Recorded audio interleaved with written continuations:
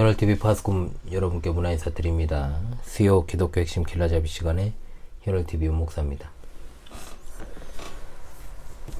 하이델베르크 요리문답 네 번째 시간이 되겠습니다. 제가 목이 안 좋은 관계로 좀 조용히 좀 강의를 하겠습니다, 여러분. 그래서 안 그러면 또 기침이 나오니까. 지난주까지 제1부 우리의 죄와 비참함에 관한 내용 1에서 12문답까지 공부를 했습니다. 이어서 금주에는 제2부 우리의 고소에 관하여 그 부분 중에서 이제 5주와 6주의 내용, 즉 13문답에서 19문답까지 공부를 하겠습니다. 주차로는 5주일에서 6주일입니다. 이번 시간에도 여러분 집중해서 함께 할 수 있기를 바랍니다. 자, 우리가 일부 우리의 죄와 비참함이 무엇인가라는 주 문제를 갖다가 이제 제기를 했죠. 모든 인류가 아담의 범죄 안에서 타락을 했고 더 이상 희망이 없는 상태에서 남은 게 뭐냐? 영원한 사망의 지옥 형벌밖에 없다라고 했습니다. 우리 인간의 생각으로는 타락한 이후에 하나님의 율법도 타락한 인간에 맞춰져서 좀 완화되어야 되는 게 아니냐, 이런 생각을 할 수 있습니다. 그러나 하나님의 율법은 타락 전이나 후에나 달라지지 않는다라고 했어요. 법 적용이 들쑥날쑥해서 공정하지 못한 인간 세상과는 다릅니다. 하나님의 법 적용은 올바르고 엄격하고 공의로우십니다. 하나님께서는 아무런 근거가 없는 사랑을 주장하는 그런 분이 아닙니다. 그리스도 안에서 은혜로 맺으신 언약의 근거에서 그분의 백성을 사랑하십니다. 이처럼 죄와 비참함의 상태에 있는 인간에게 은혜를 주신 하나님께서 어떻게 구원을 위해 일하시는지에 대해서 바로 이제 2부 우리의 고소에 관하여 12문답에서 85문답까지 이제 공부를 하게 될 것입니다. 자, 12문답 묻고 답하지요. 12문 하나님의 의로운 심판에 의해 우리는 이 세상에서 그리고 영원히 형벌을 받아 마땅한데 어떻게 이 형벌을 피하고 다시 하나님의 은혜를 입을 수 있겠습니까?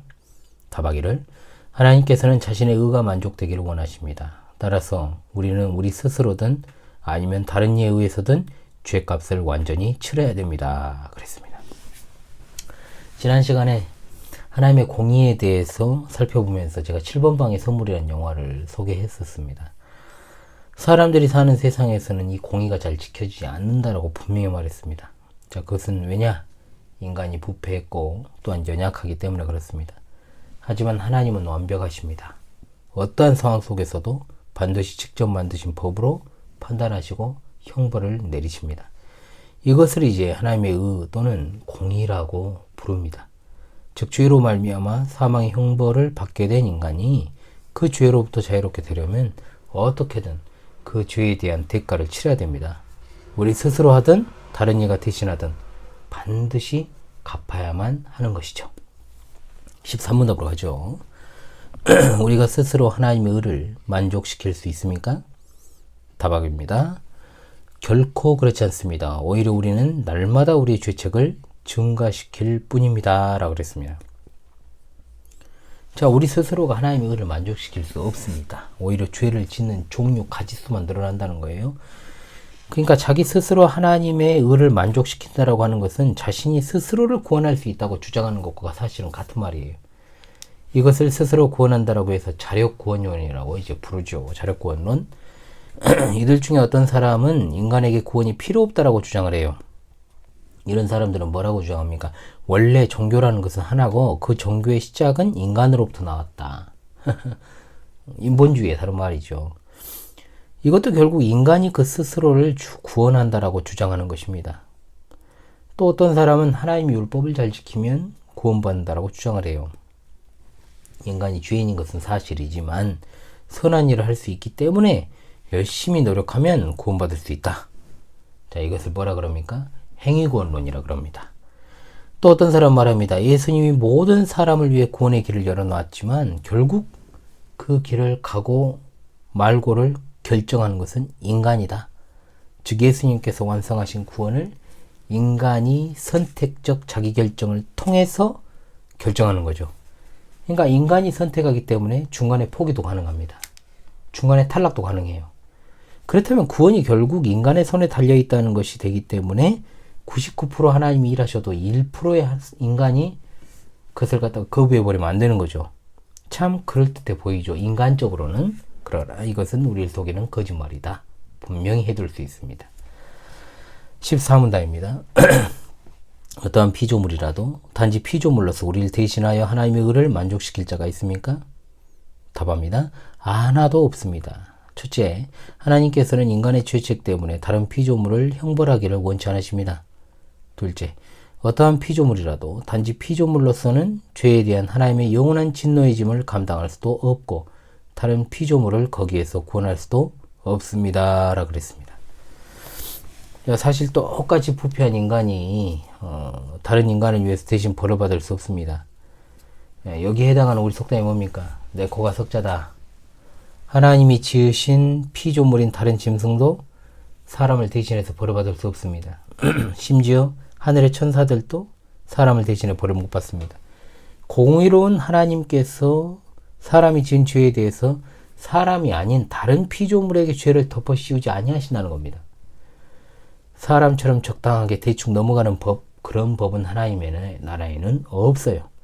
그러나 하나님께 지은 죄에 대해서 인간이 그 진노를 감당하기에는 너무 연약하죠. 그 어떤 피조물도 다른 사람의 벌까지 대신 질 만큼 강하지 못합니다. 이건 너무나도 당연한 사실입니다.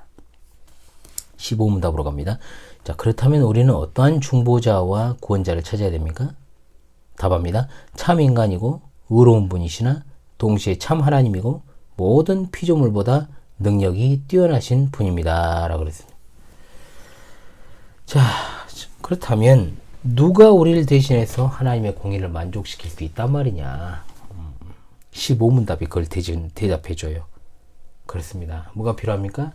중보자가 필요합니다. 중보자. 중보자라는 말은 적대 관계에 있는 두 편 사이를 화목하게 하는 역할을 맡은 사람이 중보자죠. 우리와 하나님 사이에 그리스도께서 중보자가 되셔서 하나님과 원수되었던 우리를 하나님과 화목하게 하시려고 그 일을 위해 참 사람이 되신 것입니다.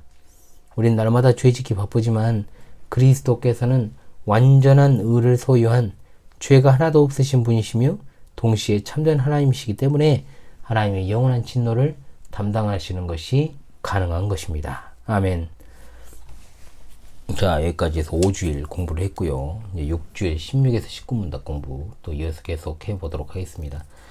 예, 16문답에서 19문답 한번 우리가 또 묻고 답하며 공부해보죠. 자, 16문답입니다. 중보자는 왜 참 인간이고 의로운 분이셔야 합니까?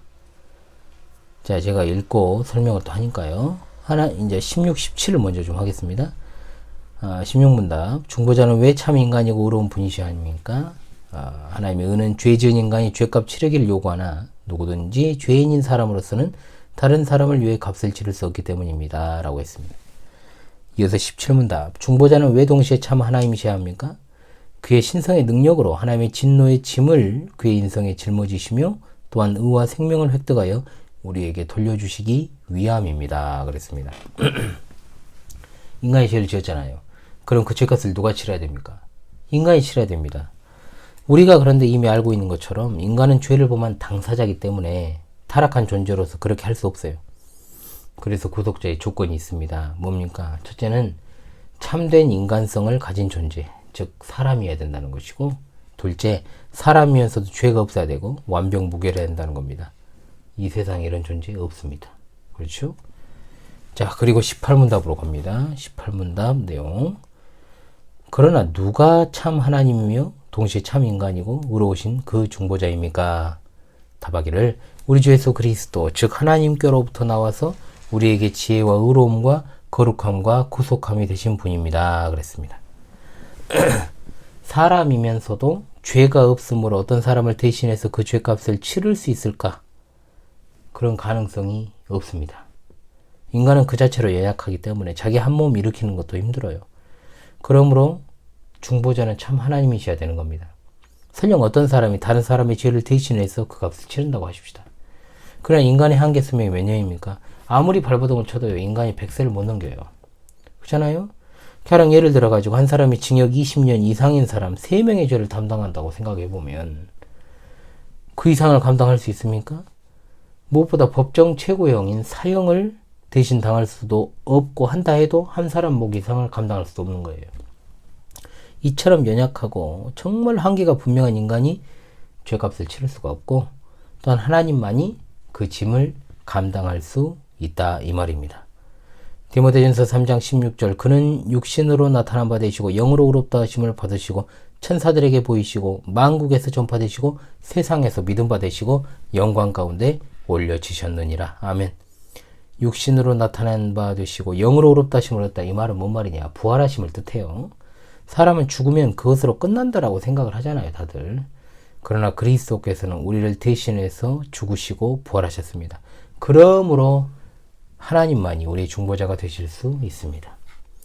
16, 17문답을 이제 아까 우리가 했죠. 정리하면서 답을 분명하게 내리겠습니다. 그리스도께서 두 가지 성품을 가지셨는데 이것을 잘 이해를 해야 돼요. 신성과 인성을 이해할 때 1+1은 2다 이런 식으로 이해해서는 안 돼요. 예수님은 완전한 하나님이시며 완전한 사람이십니다. 또는 사람의 육신 안에 하나님이 들어가 있는 식으로 생각해서도 안 돼요. 또한 0.5 플러스 0.5가 되어 1이 되었다. 이런 식의 불완전한 반쪽끼리 만나 하나가 되었다는 식의 생각도 잘못된 겁니다.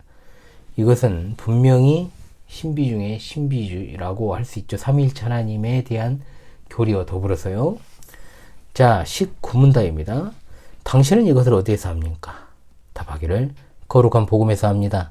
하나님께서는 이 복음을 처음에 낙원에서 친히 계시하셨고 후에는 족장들과 선지자들을 통해 선포하셨으며 또한 율법의 제사들과 다른 의식들로서 예표하셨고 마지막에는 그의 독생자를 통해 완성하셨습니다. 그랬습니다.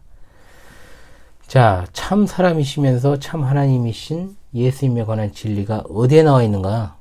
바로 어디에? 거룩한 복음인 성경에서 알 수 있다고 고백을 합니다.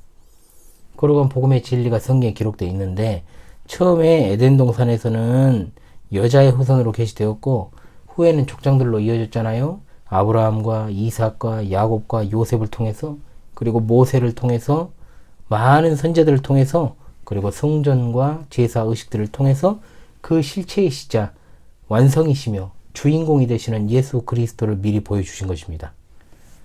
예. 자, 오늘부터요 하이델베르크 교리문답 제2부 우리의 구속에 관한 관하여를 이제 그 내용에 대한 그 공부를 했습니다. 하나님께서 이 수요일의 시간을 통해서요 우리에게 더욱더 큰 은혜를 베풀어 주시기를 원하고 우리의 공부와 학습이 참으로 필요한 시간들이 될 수 있도록 늘 성령님께서 우리를 조명하여 주실 줄을 믿습니다. 여러분 그럼 곧 또 같은 내용으로 찾아오도록 하겠습니다. 이 시간에도 수고했습니다. 지금까지 수요 기독교 핵심 길라잡이 시간의 현월TV 목사였습니다. 감사합니다.